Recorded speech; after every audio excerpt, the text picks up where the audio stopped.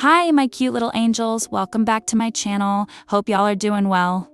Angels, I'm gonna make a few changes in my channel. Well, it's not changes. You can say I'm, again, going back to the videos, which I first started posting on my YT channel, which is Taekook FF. So yeah, I'm gonna upload more Taekook FF plus more BL series, WL series. Hope y'all enjoy this content and support me with all your heart. Important point, the BL series. I'll upload even if the names of the characters will be changed, but it will always contain the presence. Or you can say the BL series will always give you the vibe that it's a Taekook FF going on. Hope I have become successful in explaining you what I mean.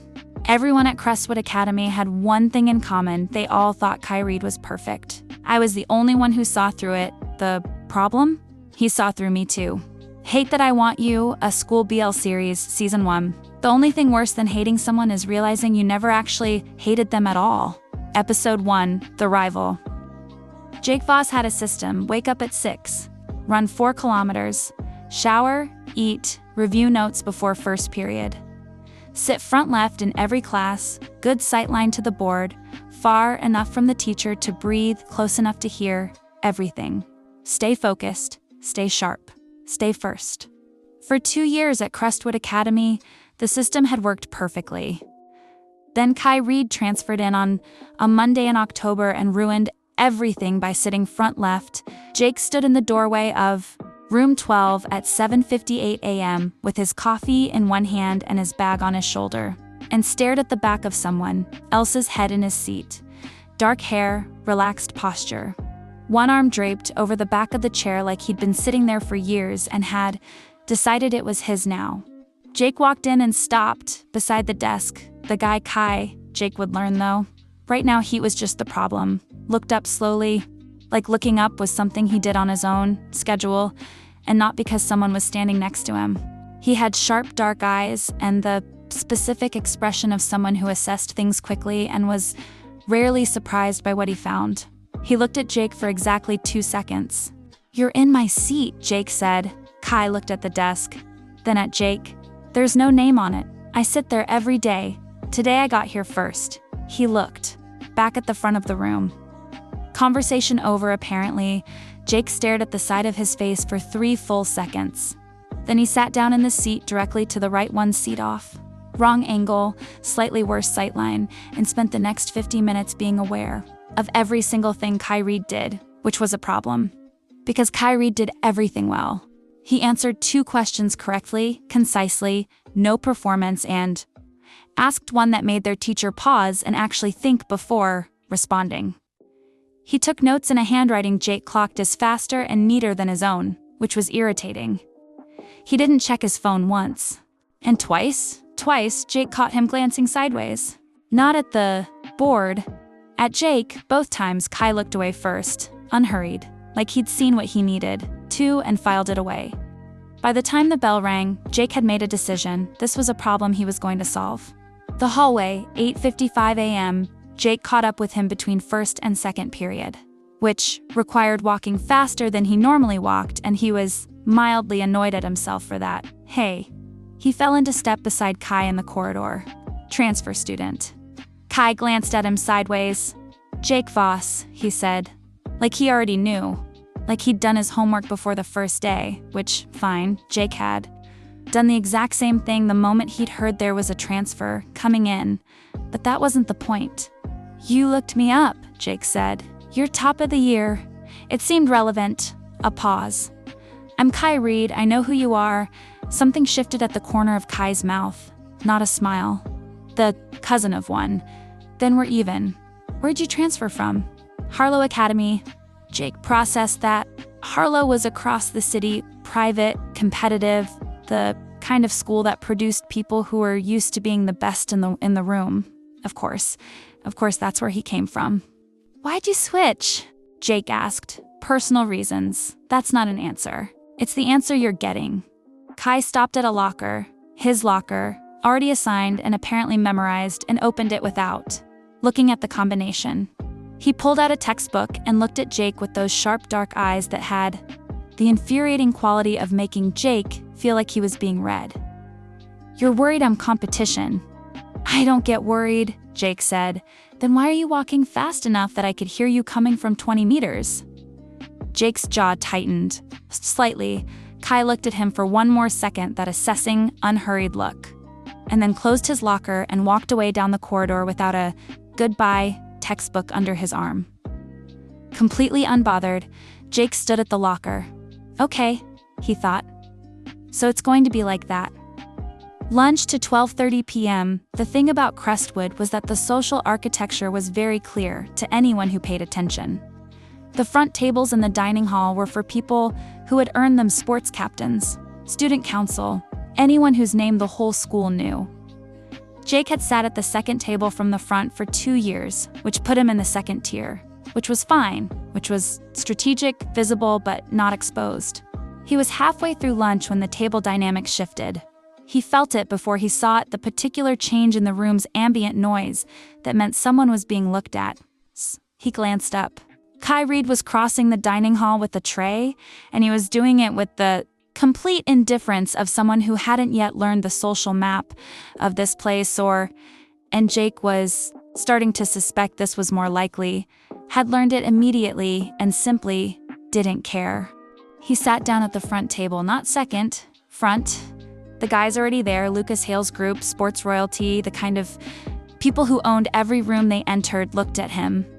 Lucas himself, team captain, broad and effortlessly magnetic, looked at Kai with the expression of someone measuring something. Then he laughed at something Kai said. Jake hadn't heard it, had been watching too hard to catch the words, and just like that, Kai Reed was sitting at the front table on his first day like he'd always been there. Jake looked at his own tray. The rice was fine. Everything was fine. He was not affected by this.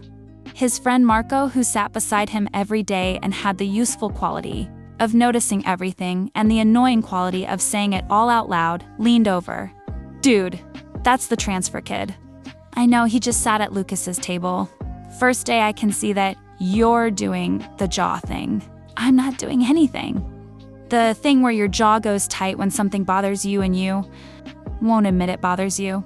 Marco stabbed a piece of chicken. You're doing it right now. Jake picked up his fork. Eat your food, Marco grinned. This is going to be so good, he said to nobody in particular. Across the dining hall at the front table, Kai Reed laughed at something. Lucas said, easy and relaxed, completely at home, and then his eyes moved across the room, casual and sweeping, and landed on Jake. Held, 2 seconds, 3, then Kai looked away, back to his conversation. Like it was nothing. Jake looked at his food. His jaw was definitely doing the thing. After school, 4:15 p.m., Jake stayed late in the library. He always stayed late. The after-school quiet was his best study window. No noise, no distractions. The particular concentrated piece of a building winding down. He had the back corner table to himself. Notes spread out, headphones on. System running. At 4:23 p.m., someone sat down across from him. He looked up. Kai Reed set down a textbook and a notebook and a coffee, 2 coffees actually, and he slid one across the table toward Jake without a word, without making eye contact, like it was just a thing he was doing. Jake looked at the coffee, looked at Kai. Kai was already opening his textbook. Jake took one headphone out. What are you doing? Studying? Eyes on the page here. The library tends to be the place for it. There are other tables. This one has the best light. Kai turned a page. You can keep your headphones in. I'm not gonna talk. Jake looked at him for a long moment. At the coffee black, which was exactly how he took it, which meant Kai had either guessed or noticed. Both options were doing something annoying to Jake's ability to stay irritated. He picked up the coffee. He put his headphone back in. For the next hour, they sat across from each other in the good light of the back corner and studied in silence. And Jake spent at least 30% of that hour thinking about anything other than his notes. At 5:30, Kai closed his textbook, packed his bag, and stood.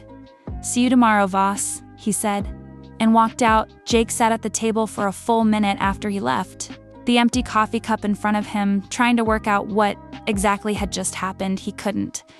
That was the most unsettling part.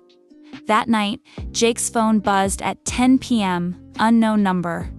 He almost didn't open it. Unknown. The answer to question 4 on the lit assignment is wrong. Checked the primary source. Chapter 8, not Chapter 6. Jake stared at his phone. Jake, who is this? Unknown. Who do you think? Jake looked at the ceiling. Jake, how did you get my number? Kai, Marco. Don't be annoyed at him, I was persuasive. Jake, you went out of your way to tell me I got something wrong. Kai, I went out of my way to tell you before you handed it in. There's a difference. Jake sat with that for a second. Pulled up his assignment, checked. Kai was right. Chapter 8, he fixed it. Stared at the corrected line. Jake, thanks. Kai, don't sound so pained about it. Jake, I'm not pained. Kai, you took 3 minutes to say thanks. You were pained, Jake. I was checking. Kai, sure. Jake put his phone down. Picked it back up. Jake, why, Kai? Why what, Jake? Why tell me? You could have let me hand it in wrong. Would have been points off my average. A longer pause this time. Jake watched the 3 dots appear, disappear, appear again. Kai, where's the fun in winning if you're not actually trying? Jake read that 3 times. Jake, so this is a competition to you. Kai, isn't it to you? Jake didn't answer that. Because the honest answer was yes. It has been since 7:58 this morning, and he wasn't ready to hand Kai read that particular piece of information. Kai, get some sleep, VOSS. Kai, you looked tired in 4th period. Jake's thumbs hovered. Jake, you were watching me in 4th period. Kai, I noticed things. Good night. Jake put his phone down, stared at the ceiling. You noticed things, said like it was easy. Said like noticing Jake specifically was just part of noticing everything. He closed his eyes. He thought about sharp dark eyes and a coffee slid across a table without a word. He thought, this is going to be a problem. He was right. Day 1, that's all it took. 1 day and Kai Reed had taken his seat, his focus, and apparently his sleep. Jake had one question going into tomorrow. Was Kai losing sleep too? Thanks for watching, hope y'all had a great time watching this new series called Hate That I Want You. Total episodes 10.